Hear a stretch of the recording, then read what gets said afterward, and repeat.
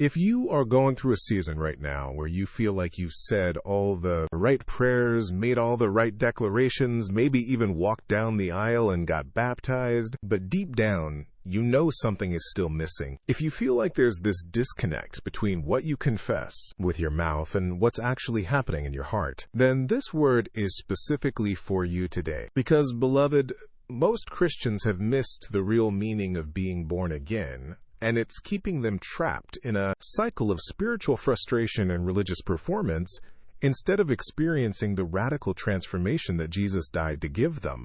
Let me take you to John chapter 3, where Jesus is speaking to Nicodemus, a religious leader who thought he had it all figured out. Jesus tells him in verse 3, "Truly, truly, I say to you, unless one is born again, he cannot see the kingdom of God." But here's what most people miss. Nicodemus responds with confusion, asking how a man can be born when he is old. And Jesus doesn't give him a religious formula or a prayer to repeat. Instead, in verse 8, he says, "The wind blows where it wishes, and you hear its sound, but you do not know where it comes from or where it goes. So it is with everyone who is born of the Spirit." Quote, listen to me carefully. Being born again isn't about saying the right words or following the right steps. It's about a complete transformation of your identity.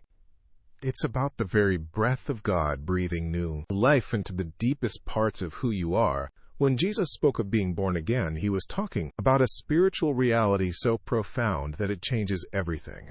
Not just what you do, but who you are at your core. The Greek word Jesus used means to be born from above, to receive a nature that doesn't come from this world, but from heaven itself. Father, I pray for the one listening right now, the one who has been trying so hard to live the Christian life but feels like they're constantly falling short. Lord, I pray that right now, in this very moment, you would reveal to them what it truly means to be born of your Spirit. I pray against every religious spirit that has convinced them that transformation is about trying harder or doing more. God, I lift up the one who feels trapped in patterns they can't break, the one who prays and reads their Bible but still struggles with the same fears, the same insecurities, the same sense of unworthiness.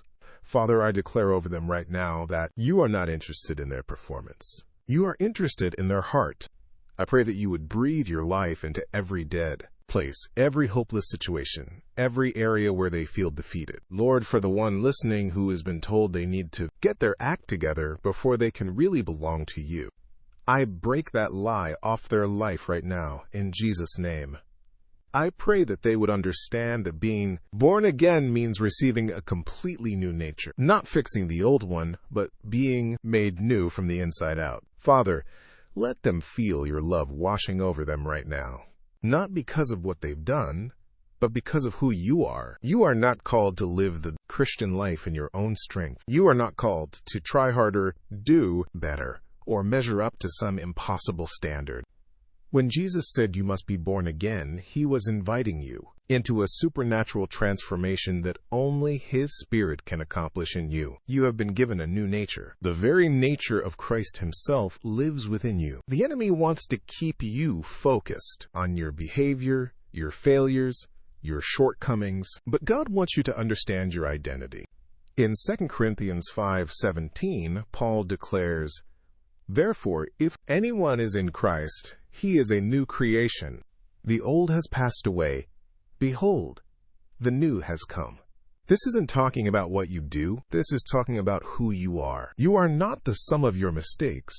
You are not defined by your past. You are not limited by your weaknesses.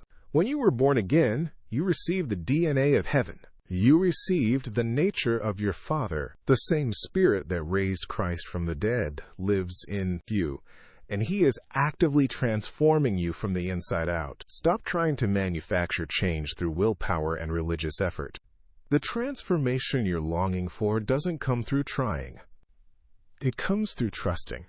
It comes through surrendering to the work that God's Spirit wants to do in you.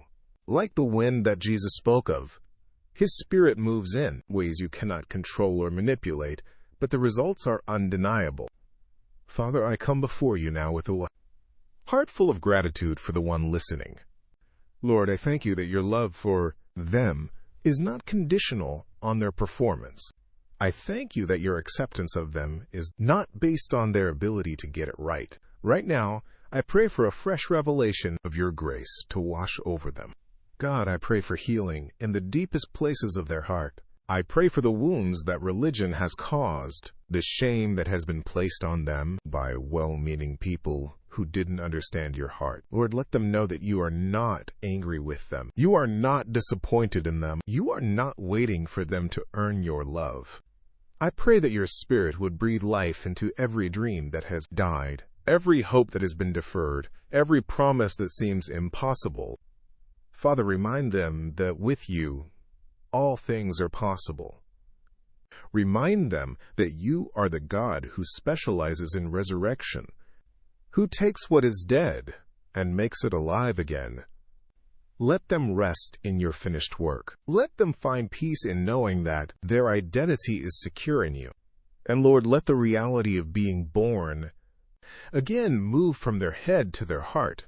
Let it become more than doctrine. Let it become their daily experience of your transforming power. You are deeply loved. You are completely accepted. You are being transformed by the power of God's Spirit working in you. The same God who spoke the universe into existence has spoken new life into your spirit. Trust Him to complete the work He has started. You've seen the truth. Now comes the harder part, living it.